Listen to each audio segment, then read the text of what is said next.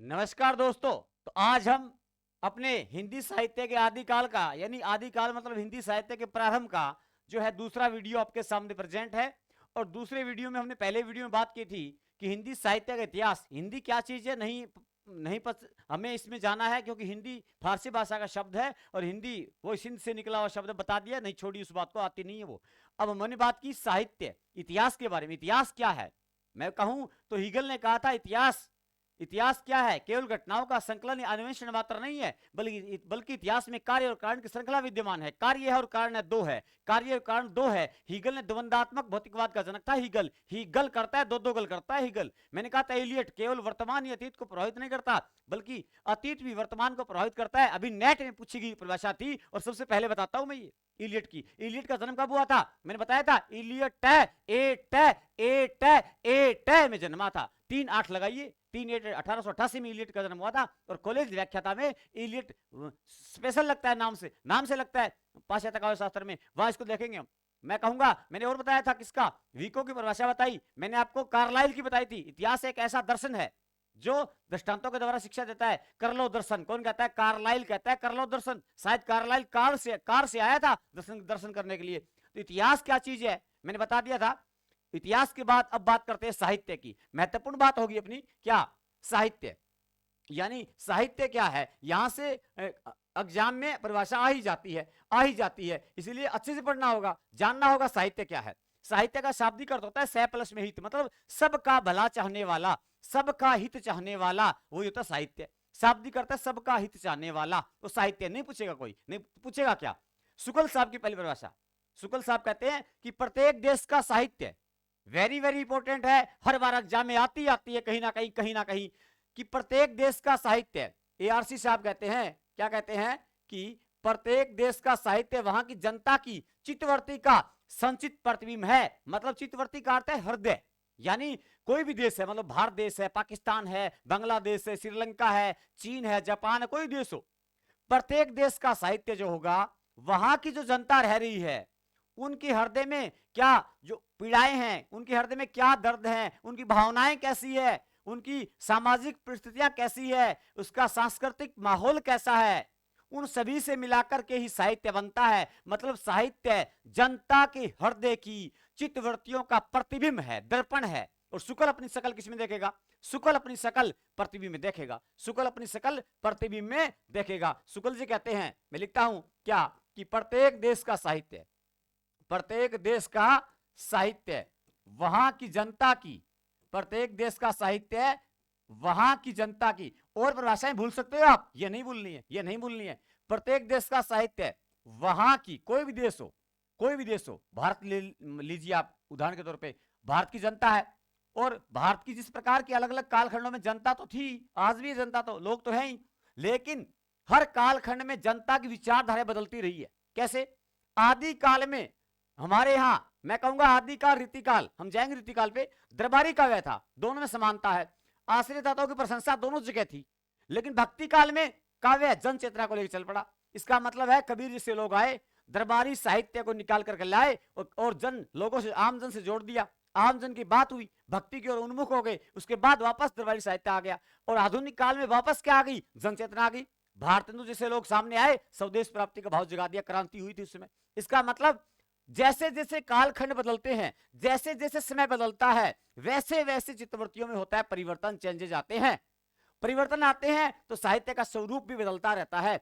साहित्य का स्वरूप स्थिर नहीं हो सकता, इसीलिए कहते हैं कि प्रत्येक देश का साहित्य वहां की जनता की चित्तवृत्ति का, यानी हृदय की वर्ती का, हृदय के नजरिए का, चित्तवृत्ति का क्या होता है, संचित प्रतिबिंब होता है, संचित प्रतिबिंब होता है। यहां से पकड़ना है बात को। प्रतिबिंब का मतलब दर्पण होता है। बिंब किस में देखते हैं हम, बिंब दर्पण में देखते हैं। शुक्ल अपनी शकल किस में देखेगा, शुक्ल अपनी शकल प्रतिबिंब में देखेगा। आज के बाद शुक्ल को शकल दिखाइए तो हमेशा क्या रखिए, साथ प्रतिबिंब रखिए, दर्पण रखिए, संचित प्रतिबिंब होता है।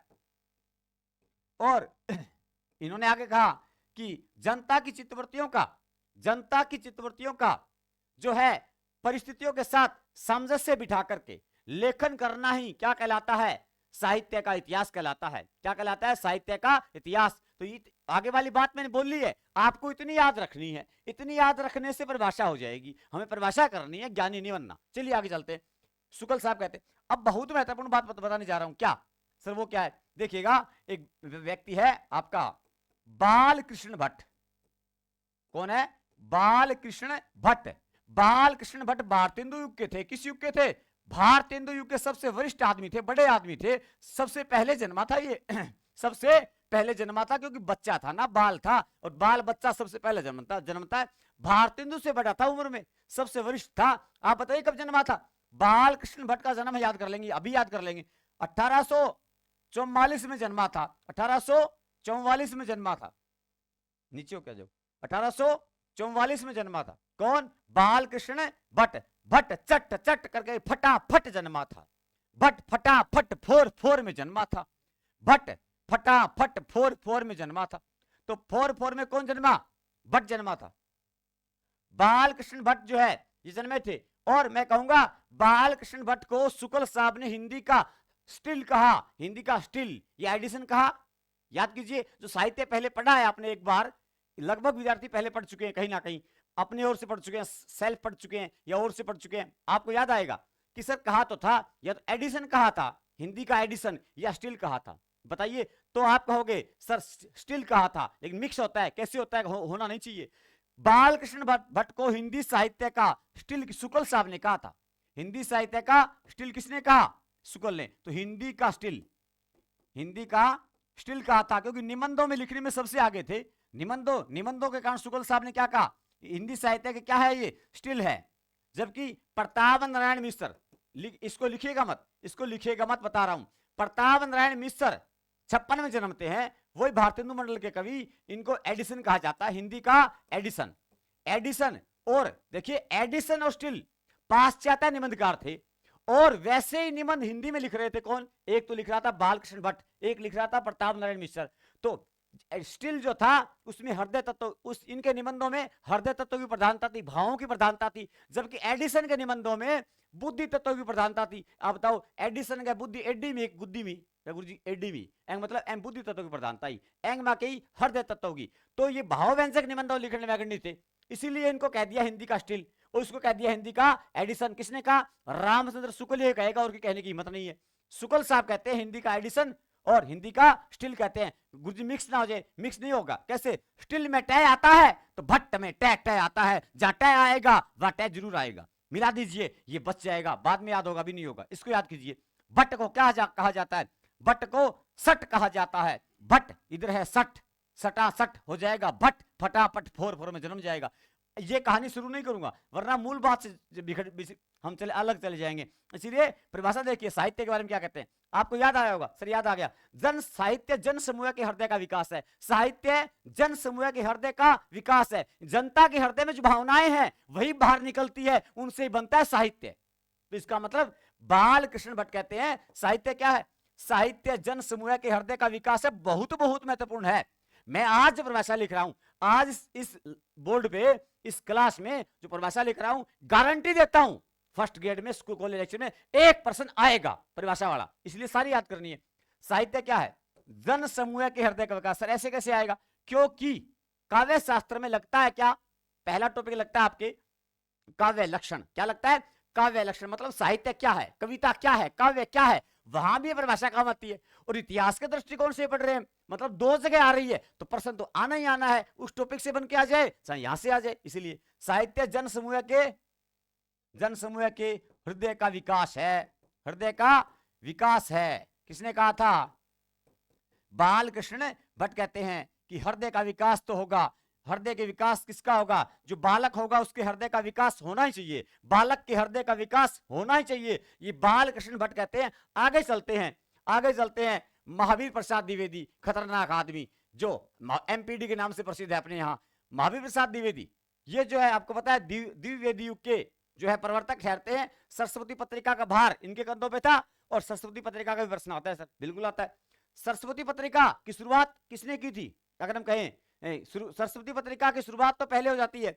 इन श्याम सुंदर दास संभालते भार, चिंतामणि घोष का विचार था, सब बातें आएंगी बाद में। ये आते हैं साहब और 17 तक भार रखते हैं अपने पास, 17 सालों तक। तो सरस्वती का वो महावीर प्रसाद द्विवेदी जो जिनके नाम पर द्विवेदी युग पड़ा, कौन सा युग पड़ा? द्विवेदी 1900 से लेकर 1918 तक सर्वमान्य है। वो क्या कहते हैं? साहित्य क्या है? साहित्य ज्ञान राशि के संचित कोष का नाम ही साहित्य है। ज्ञान राशि का जो संचित कोष है, यानी अलग अलग लेखकों और कवियों के विचारधाराओं से जो ज्ञान निकला और वो एक कोष में संचित कर लिया गया और उसको क्रमबद्धता से सेट कर दिया गया, वो हमारा साहित्य है। तो क्या कहते हैं? ये कहते हैं कि ज्ञान राशि के संचित कोष का नाम क्या है? संचित कोष का नाम साहित्य है। संचित कोष का नाम ही क्या है? साहित्य है। परिभाषा बालकृष्ण भट्ट वाली और एमपीडी वाली बहुत बहुत महत्वपूर्ण है और शुक्ल वाली तो है ही है, इसलिए 5-7 परिभाषाएं होगी। अब मैं ये एक बात कहूंगा आपसे, आगे जो परिभाषा बताने जा रहा हूं उसमें एक परिभाषा बहुत महत्वपूर्ण है एसपीडी की, हजारी प्रसाद द्विवेदी की। तो 3 तो ये होगी, एक हजारी हो गया। ये 4 परिभाषाएं आपको याद रखनी है। आगे आगे वाली बताऊंगा, वो आपको याद रहे तो ठीक है, ना रहे भूल जाओ तो कोई बात नहीं, चलेगा, लेकिन यहां नहीं चलेगा, ये याद करनी पड़ेगी। तो महावीर प्रसाद द्विवेदी कहते हैं कि ज्ञान राशि के संचित कोष का नाम ही क्या है? साहित्य है। महावीर के प्रसाद का क्या करना चाहिए? महावीर के प्रसाद जो है उसको संचित करना चाहिए। महावीर के प्रसाद को क्या कर लेना चाहिए? भगवान महावीर हनुमान जी का प्रसाद आता है, उसको संचित कर लेना चाहिए खजाने के अंदर, कोष में। महावीर के प्रसाद को संचित कीजिए। और हृदय का विकास बालक का होगा तो बालकृष्ण भट्ट होगा। शुक्ल की शकल प्रतिबिंब में देख लेंगे तो प्रतिबिंब से बता जाएगा। ये आ गया। अब बात करता हूं मैं एसपीडी, हजारी प्रसाद द्विवेदी। सुनते जाइए, सारी कहानी हम अलग अलग कर देंगे। एसपीडी क्या कहते हैं कि मैं साहित्य को मनुष्य की दृष्टि से देखने का पक्षपाती हूं।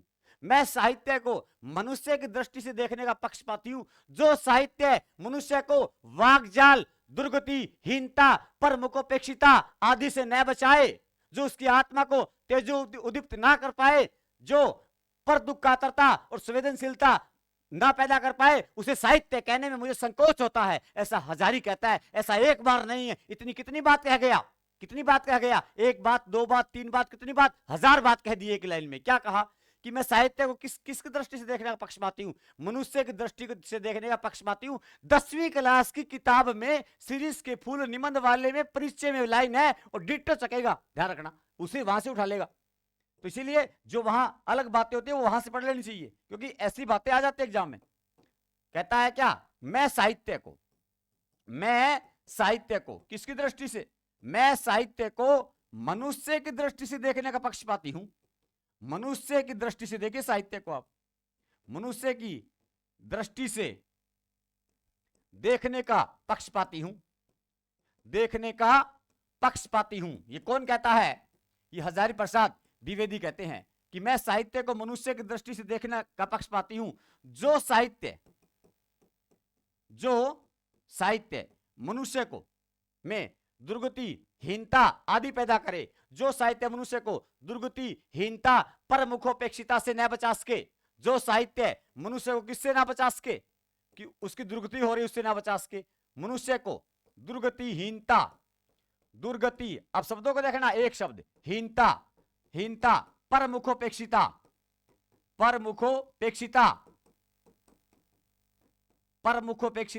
से न बचा सके,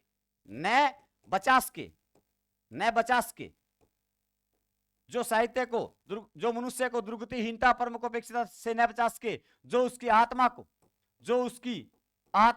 मनुष्य की आत्मा को, जो उसकी आत्मा को तेजो उदीप्त ना कर सके, तेजो दीप्त ना कर सके, जो पर दुख कातरता, दूसरे को देख करके दुखी होना, पर दुख कातरता वह संवेदनशीलता विकसित ना कर सके, संवेदनशीलता का भाव विकसित ना कर सके, उसे साहित्य कहने में मुझे क्या होता है? संकोच होता है। विकसित ना कर सके उसे साहित्य कहने में मुझे संकोच होता है। उसे साहित्य कहने में मुझे संकोच होता है। किसको? हजारी को। एक बार संकोच नहीं होगा, 1000 बार होगा। संकोच होता है ऐसा हजारी प्रसाद द्विवेदी कहते हैं। संकोच होता है ऐसा हजारी प्रसाद द्विवेदी कहते हैं। आप सोचिए कितने शब्द दे दिए, दुर्गति बता दिया, क्या बता दिया कि दुर्गति नावचास्क हीनताऊ नावचास्क पर मुकोपेक्षिता, दूसरे जो है उसके पीछे से उसकी बुराई करते उसे ना बचा सके, उसकी आत्मा को ऊंचा ना उठा सके, और दूसरों को देखकर दुखी ना हो वो आदमी, संवेदनशीलता का भाव ना पाए। ये देखिए एक नहीं बल्कि दो नहीं बल्कि हजारों बातें कह गया, हजारों हजार बातें साहित्य के लिए एक ही परिभाषा में कौन दे के चला जाएगा, हजारी प्रसाद द्विवेदी दे के चला जाएगा। तो एम एक बात ध्यान रखियो, सारा मोटी परिभाषा साहित्य की हिंदी में हजारी है, कौन है हजारी, इतनी याद रख लो। मोटी आ जाए तो क्या करना है, हजारी कर देना, बात खत्म। ठीक है, हजारी की आई है। हजारी और क्या कहते हैं और भी हम जानेंगे, एक बार रुकिएगा।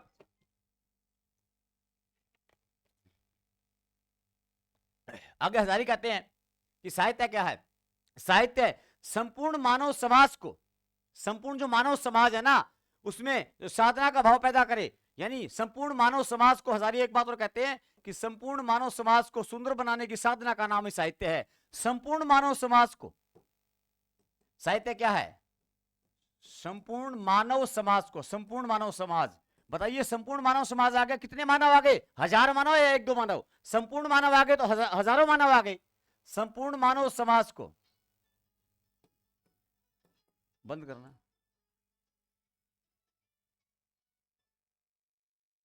संपूर्ण मानव समाज को सुंदर, हाँ एक मित्रों व्यवधान है,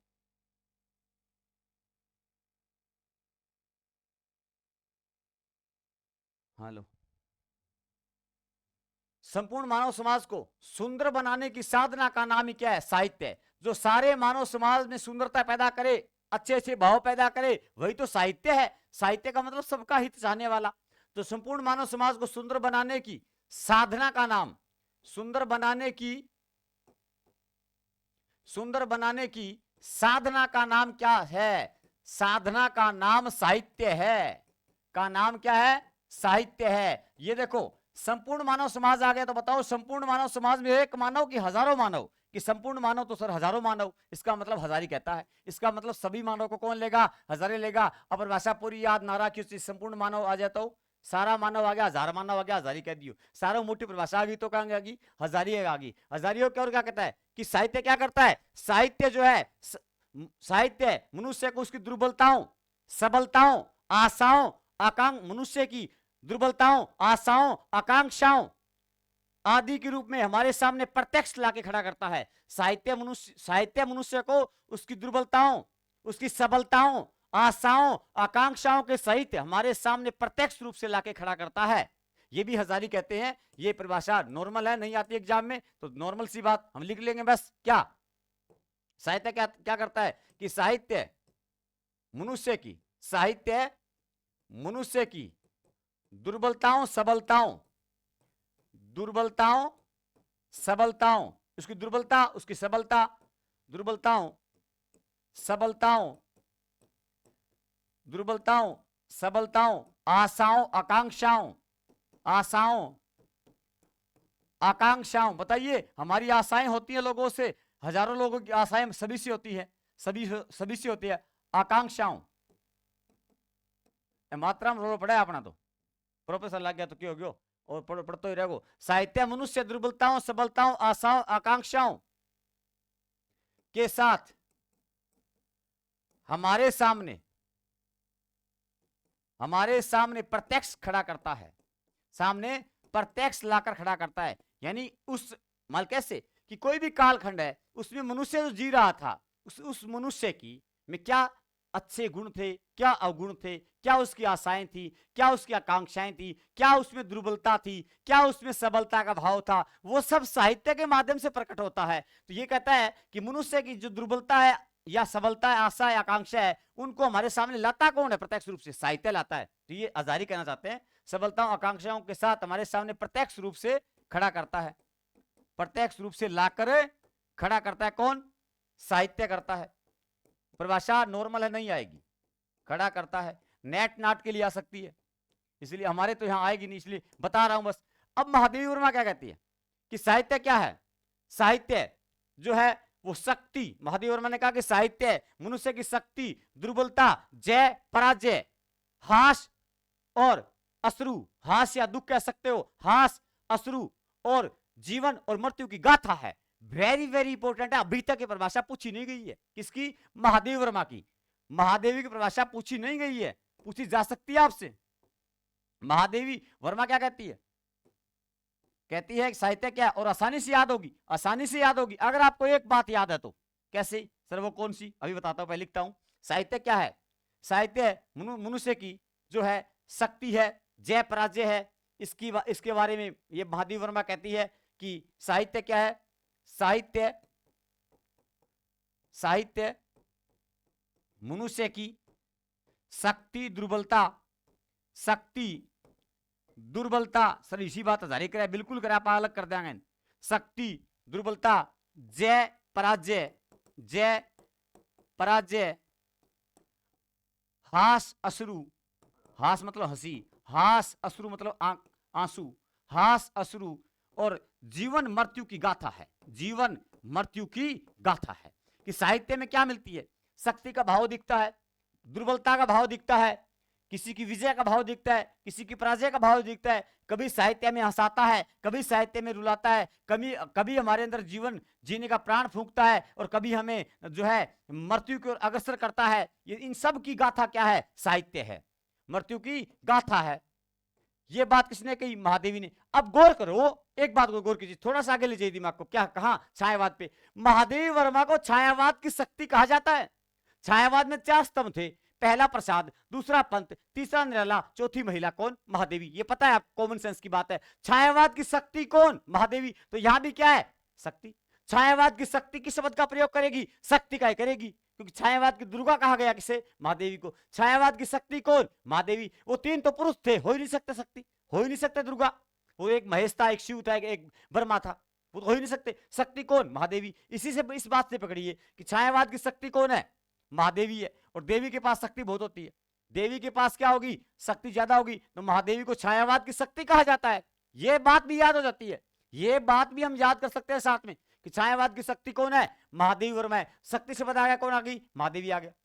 दुर्बलता, सबलता, आशा, आकांक्षा, हजारी आ गया। संपूर्ण मानव, हजार मानव आ गए। सबसे बड़ी परिभाषा किसकी आ गई? हजारी की। हजार प्रकार की बातें कर जाएगा। प्रतिबिंब आ गया, शुक्ल का आ गया। ठीक है साहब। ज्ञान राशि का संचित कोष है, प्रसाद को संचित करते जाओ, महावीर के प्रसाद को संचित कोष। वो कहता है हृदय का विकास कौन कहता है? साहित्य को। जन समय के हृदय का विकास बालक का होगा, बालकृष्ण भट्ट कहता है, बालकृष्ण भट्ट कहता है। तो मैंने यहां ये बोला। अब बात करता हूं बाबू गुलाब राय की।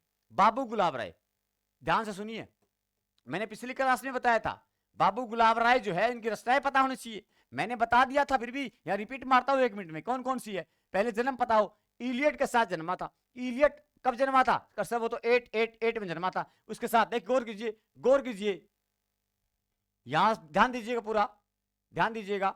मैं यहां कुछ करने जा रहा हूं, इसके नाम में कुछ करने जा रहा हूं।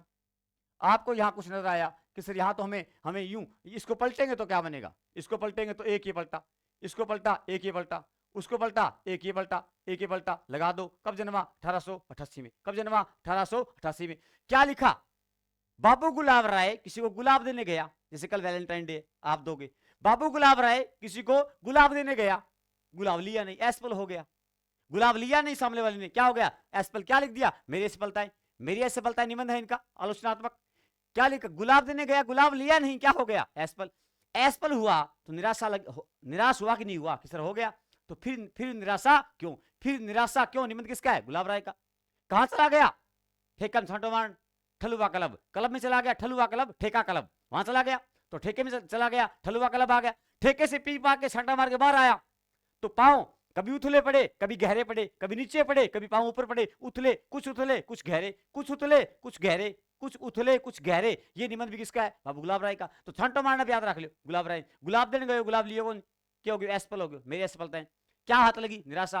फिर निराशा क्यों? तो घर चल गयो, क्लब गया, ये ठलुआ क्लब मतलब ठेका क्लब, अपरली भाषा में ठेको क्लब। बढ़ चल गयो, छांटो मारियो, आयो घरे, 12 गली में लिखड़ियो तो कदी पग पड़ा गहरो नीचे, कदी उथलो ऊपर पड़ा, तो कुछ उथले कुछ गहरे। ये 4 निबंध किसके हैं? बाबू गुलाब राय के हैं।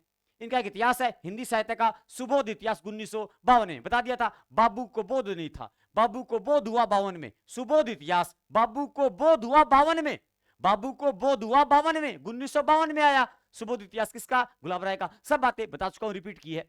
अब चलिए बाबू गुलाब राय कहते हैं क्या, आखिर जानते हैं कि गुलाब राय ने क्या कहा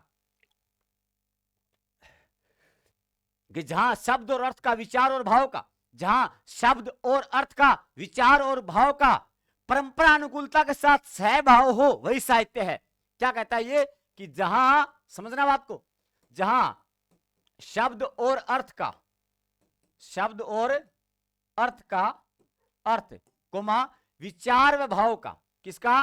विचार व भाव का, भाव का परंपरा अनुकूलता, परंपरा के अनुकूल, अनुकूलता, लंबा नाम आज मेरे लिखने में यहां लिखूं, परंपरा अनुकूलता, जहां शब्द और अर्थ और विचार व भाव का परंपरा अनुकूलता के सहभाव के साथ, के सहभाव के साथ सामंजस्य हो, यानी शब्द और अर्थ का और विचार भाव का क्या होना चाहिए? सामंजस्य। वही क्या है? वही साहित्य है, वही साहित्य है, वही क्या है? साहित्य है। तो बाबू गुलाब राय ने कहा, क्या कहा कि जहां शब्द और अर्थ का विचार और भाव का परंपरा अनुकूलता के साथ सामंजस्य हो। मैं एक बात बताऊं, इसने गुलाब दिया किसी को, उसने गुलाब लिया नहीं लिया? किस तरह आपने कहा नहीं लिया, लेकिन यहां पर गुलाब लेना अगर परंपरा के अनुकूल होता तो ले लेती, ली नहीं तो परंपरा के अनुकूल नहीं हुआ क्या? गुलाब देना। तो गुलाब देना हमारी परंपरा के, भारतीय परंपरा के अनुकूल नहीं है साहब।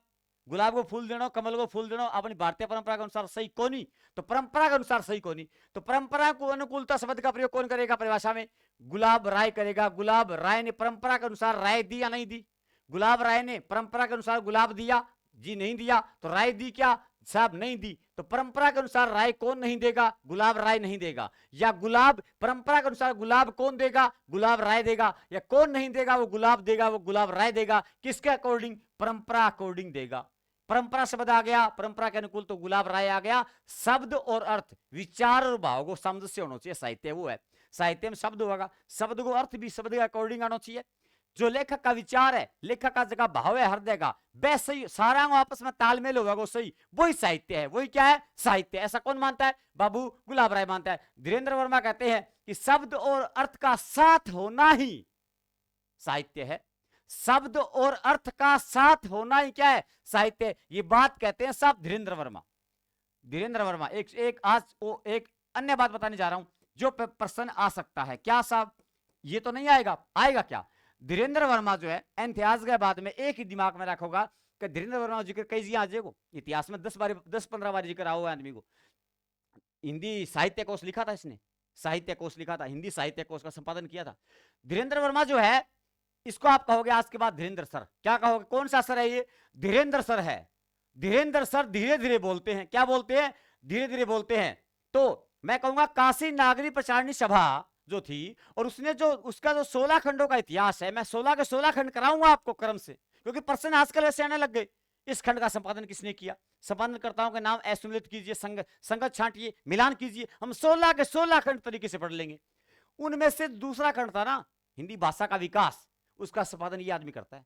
काशी नागरी प्रचारणी सभा के 16 खंडों के इतिहास के दूसरे खंड का संपादन ये आदमी करता है। कौन? धीरेन्द्र वर्मा। उसका क्या था? हिंदी भाषा का विकास। आप बताओ, भाषा का विकास धीरे धीरे होता है कि तेज होता है? कि सर भाषा का विकास तो धीरे धीरे होता है। और कौन करता है? धीरेन्द्र सर करते हैं। कौन करते हैं? धीरेन्द्र सर करते हैं। इसको आज के बाद हम पढ़ेंगे धीरेन्द्र सर, धीरेन्द्र शर्मा नहीं, धीरेन्द्र सर पढ़ेंगे। इसके पढ़ने के पीछे कारण है। क्या कारण है सर? ऐसा क्या कारण है कि हम इसको धीरेन्द्र सर पढ़ ले?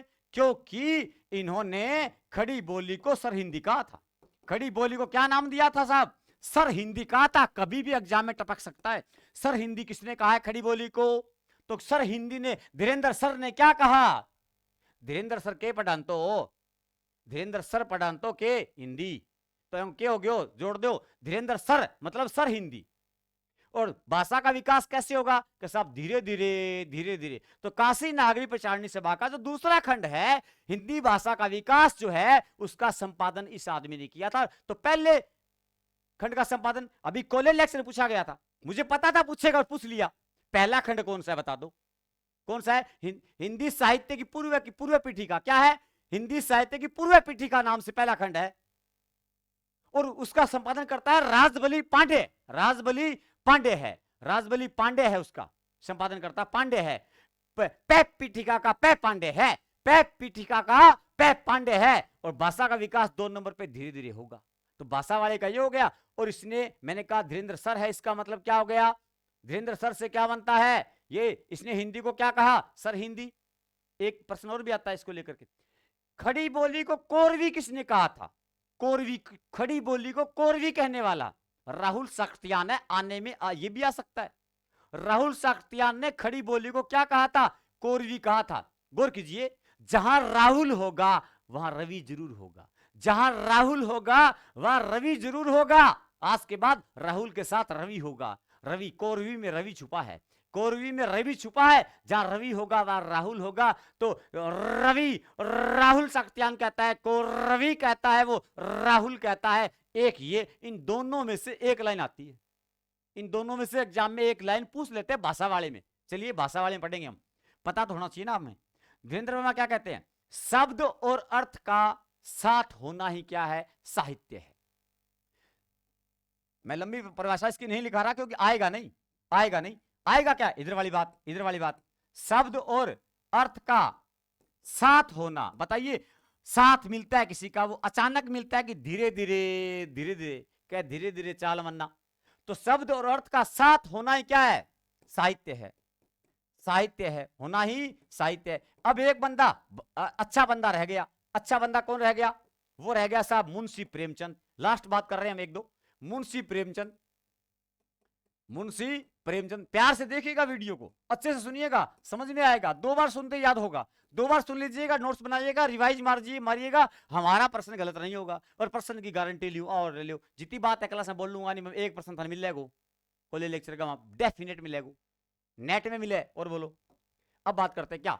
प्रेमचंद 2 बात कहते हैं। कहते हैं कि साहित्य वह जादू की लकड़ी है जो ईंट पत्थरों में भी जान भर सकती है। साहित्य वह जादू की लकड़ी है, और साहित्य जीवन की आलोचना है।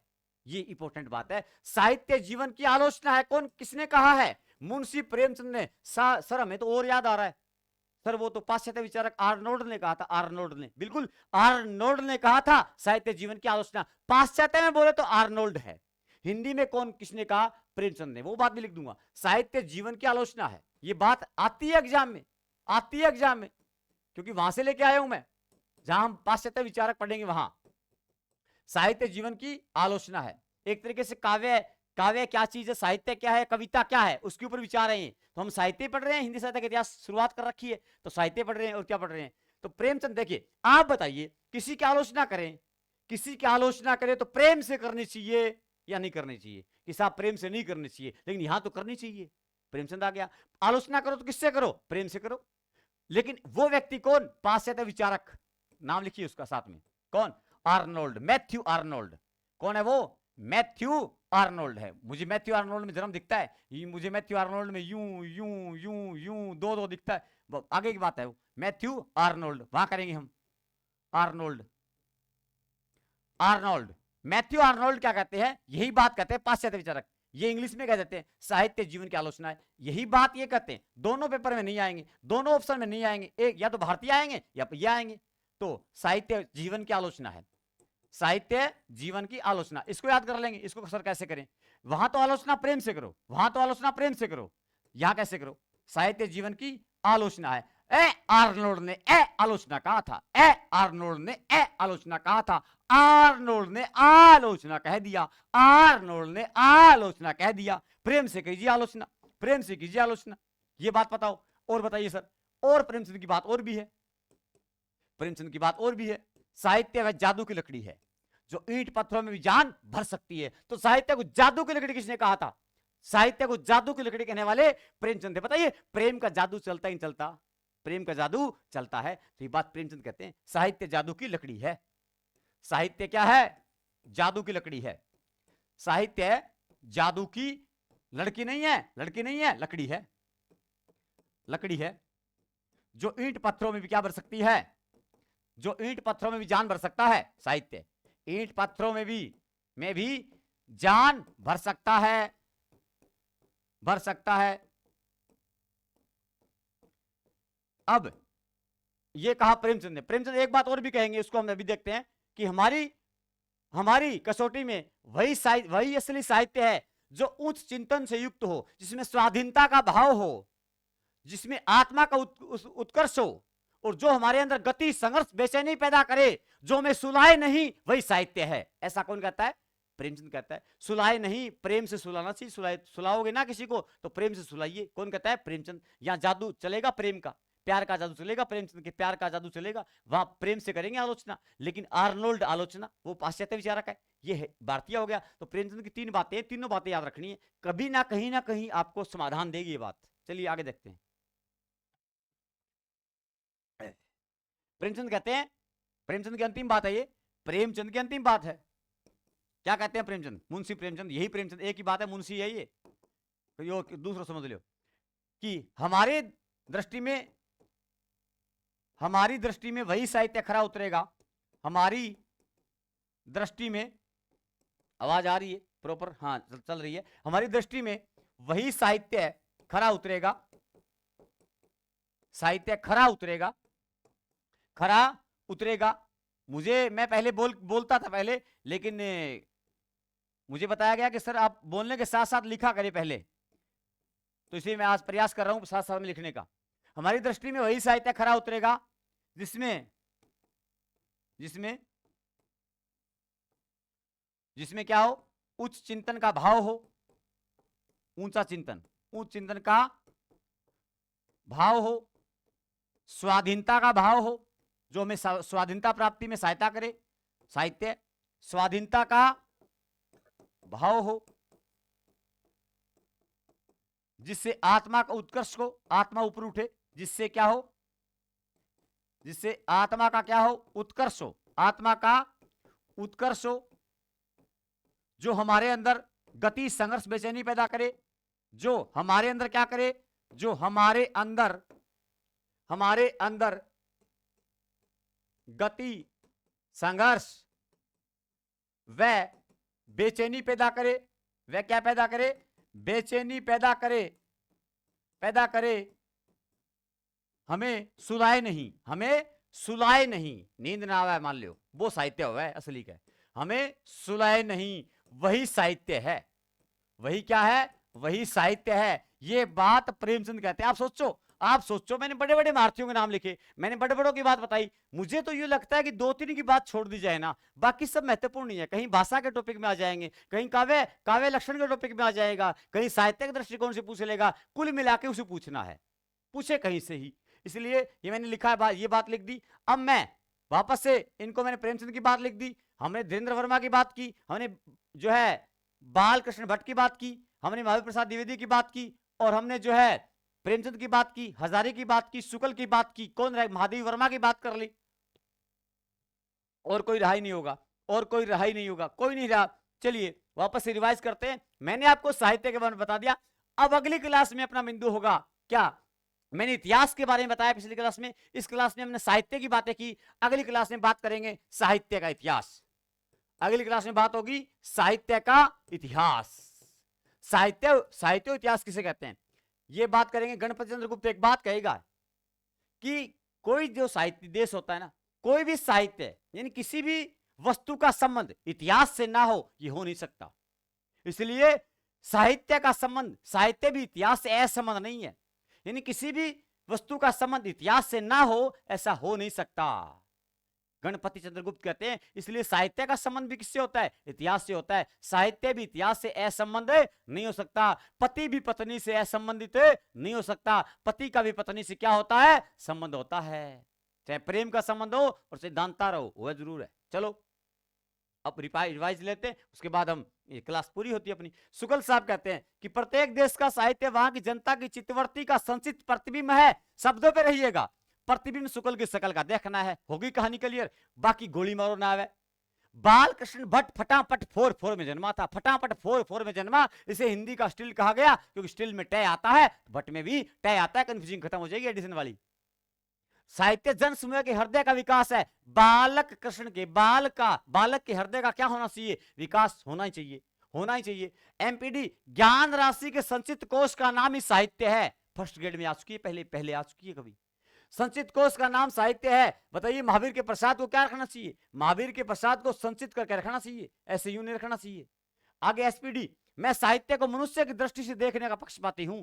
जो साहित्य मनुष्य को दुर्गति, हीनता, परमुखोपेक्षिता आदि के वाकजाल से ना बचा सके, उसकी आत्मा को तेजोदीप्त ना कर सके और पर दुख, कातरता, संवेदनशीलता का भाव उत्पन्न ना कर सके, उसे साहित्य कहने में मुझे संकोच होता है।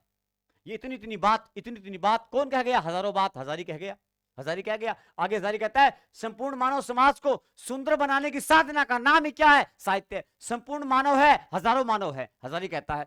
आगे साहित्य मनुष्य की दुर्बलताओं, सबलताओं, आशाओं, आकांक्षाओं आदि को के साथ मनुष्य को हमारे सामने प्रत्यक्ष लाकर खड़ा कर देता है।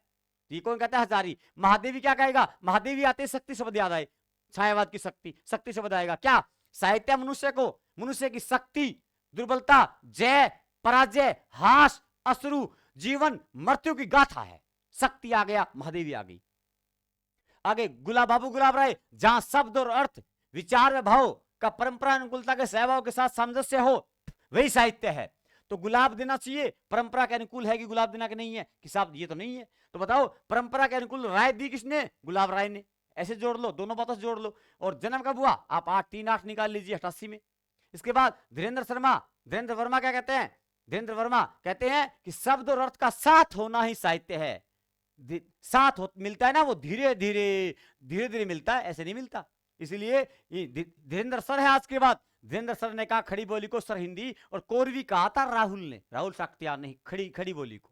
ठीक है, ध्यान रखना। अब आगे प्रेमचंद कहते हैं साहित्य जीवन की आलोचना है। प्रेमचंद ने हिंदी साहित्य में आलोचना की तो प्रेम से की, लेकिन पाश्चात्य विचारक आर्नोल्ड कहता है क्या? आलोचना कहता है साहित्य को, आलोचना कहता है। प्रेमचंद फिर आते हैं, कहते हैं साहित्य जादू की लकड़ी है और प्यार का जादू सर चढ़ के बोलेगा। प्यार का जादू मतलब प्रेम का जादू सर चढ़ के बोलता है। आगे है प्रेमचंद फिर कहते हैं कि हमारी दृष्टि में वही साहित्य खरा उतरेगा जिसमें उच्च चिंतन का भाव हो और जिसमें स्वाधीनता का भाव हो, आत्मा का उत्कर्ष उठाने वाला हो, जो हमारे अंदर गति, संघर्ष, बेचैनी पैदा करे, वही साहित्य है जो हमें सुलाए नहीं। अगर सुलाना ही है तो प्रेम से सुलाइए ना, सुलाना ही है तो प्रेम से सुलाइए ना, प्रेमचंद कहता है। तो मित्रों हमने बात कर ली एक बिंदु पे, उस बिंदु का नाम था साहित्य। हमें यहाँ परिभाषाएं याद करनी है और उसके अलावा कुछ करना ही नहीं है। मेरे हिसाब से ये परिभाषाएं आपके जहन में आ गई होगी। शब्दों पे रहिएगा। क्या शॉर्टकट बोलता हूं, प्रतिबिंब बोले, शुक्ल बोले, हृदय का विकास बालकृष्ण भट्ट। ठीक है, शब्दों पे रहिएगा। बहुत ज्यादा बातें हजारी प्रसाद द्विवेदी, साथ हो करेगा धीरेन्द्र वर्मा, धीरे धीरे साथ मिलेगा। परंपरा अनुकूल करेगा, परंपरा के अनुकूल राय देगा गुलाब राय। गुलाब देना चाहिए कि नहीं देना चाहिए आप देखिएगा। शक्ति शब्द आ गया, महादेवी आ गई। संचित कोष आ गया, महावीर का प्रसाद का कोष आ गया, महावीर प्रसाद द्विवेदी आ गया। हृदय का विकास आ गया बाबू, वो आपका बालकृष्ण भट्ट आ गया। और मैं कहूंगा इसके साथ साथ हमने हजारी की बात की, प्रेमचंद की बात की। जादू की लकड़ी प्रेमचंद, जो सुलाए नहीं जगाए, प्रेमचंद कहता है प्रेम से सुलाइए। आलोचना करेगा प्रेम से प्रेमचंद, पाश्चात्य में कर देगा आलोचना आर्नोल्ड। तो बताइए कहां दिक्कत आ रही है? सारी बात मैंने 1 मिनट में एक्जाई कर दी। इन शब्दों पे रहिएगा, आपका उत्तर गलत नहीं होगा। आपसे मिलते हैं नेक्स्ट क्लास में, उसमें बात करेंगे हम साहित्य के इतिहास के बारे में, कि साहित्य के इतिहास के लिए लिखने के लिए प्रत्येक देश का साहित्य है, उसमें वह उसकी जातीय परंपरा, सामाजिकता, राजनीतिक और सांस्कृतिक वातावरण के ऊपर निर्भर करता है। और साहित्य का इतिहास जो है वो किसी एक विशिष्ट लेखकों का इतिहास नहीं है, बल्कि वह तो समष्टि लेखकों का इतिहास हो सकता है। ऐसा नलिन विलोचन शर्मा कहेंगे, आगे पढ़ेंगे। गणपति चंद्र गुप्त क्या कहेंगे, आगे पढ़ेंगे। डॉक्टर नगेंद्र कहते हैं कि साहित्य का इतिहास बदलती हुई संवेदना, अभिरुचियों का इतिहास होता है। नगेंद्र साहब ये बात कहते हैं। टेन ने साहित्य के इतिहास को लिखने के 3 तत्व बताए। फ्रेंच विद्वान टेन था जाति, वातावरण, क्षण विशेष। लेकिन हर्षन आरोप करेगा, कहता है नहीं साहब, आपने रचयिता और उसकी सृजन शक्ति की उपेक्षा कर दी। इसलिए 5 तत्व होते हैं, क्या? जाति, वातावरण, संतुलन, द्वंद। 5 प्रकार के तत्व होते हैं, तब जाके साहित्य बनता है, साहित्य का इतिहास बनता है। और साहित्य के इतिहास के लिए और क्या होना चाहिए, ये बात हम अगले वीडियो में करेंगे। उसके बाद हमारी शुरू हो जाएगी क्या? पद्धतियां। क्या शुरू होगी? यानी इतिहास लेखन की पद्धति। मैं कहूंगा स्कूल लेक्चर होता तो मैं कराता कौन सी, वर्णानुक्रम, कालानुक्रम, वैज्ञानिक और विधेयवादी, 4 ही। कॉलेज लेक्चर की बात है तो हम करेंगे समालोचना पद्धति भी करेंगे, सॉरी समाज शास्त्रीय पद्धति और आलोचनात्मक पद्धति भी करेंगे। इनके ऊपर भी क्या इतिहास लिखे गए हैं, बिल्कुल लिखे गए हैं। बच्चन साहब का इतिहास तो आलोचनात्मक पद्धति भी लिखा गया है साहब। क्योंकि बच्चन साहब क्या मजेदार बात कहते हैं, इंग्लिश में बोलते हैं वो कि शुक्ल का इतिहास जो ना वो आउट ऑफ डेट नहीं है। शुक्ल का इतिहास आउट ऑफ डेट नहीं है। शुक्ल में क्या सिद्धांतों के निर्माण की क्षमता नहीं है, बल्कि उनमें तथ्यों को पकड़ने की क्षमता है, ऐसा बच्चन कहते हैं। बच्चन कहते भी है कि हम शुक्ल को छोड़कर भी, शुक्ल को साथ लेकर भी नहीं चल सकते और उनको छोड़ करके भी नहीं चल सकते, और हम शुक्ल जी से अच्छा लिख सकते हैं, ऐसा बच्चन कहता है। इसका मतलब बच्चन शुक्ल के एंटी खड़ा होगा। क्या खड़ा होगा, एंटी। इंग्लिश शब्द आएंगे परिभाषा में बच्चन ही करेगा, याद रखिएगा। एक तरीका देता हूं बच्चन का, इंग्लिश शब्दावली का प्रयोग बच्चन ही करता है। शुक्ल आउट ऑफ डेट नहीं है, आउट ऑफ वारंटी नहीं है, ऐसा कौन कहता है, बच्चन कहता है। चलिए सारी बातें एक साथ नहीं हो सकती, अगले वीडियो में करेंगे हम सारी बातें। तब तक के लिए धन्यवाद, जय हिंद।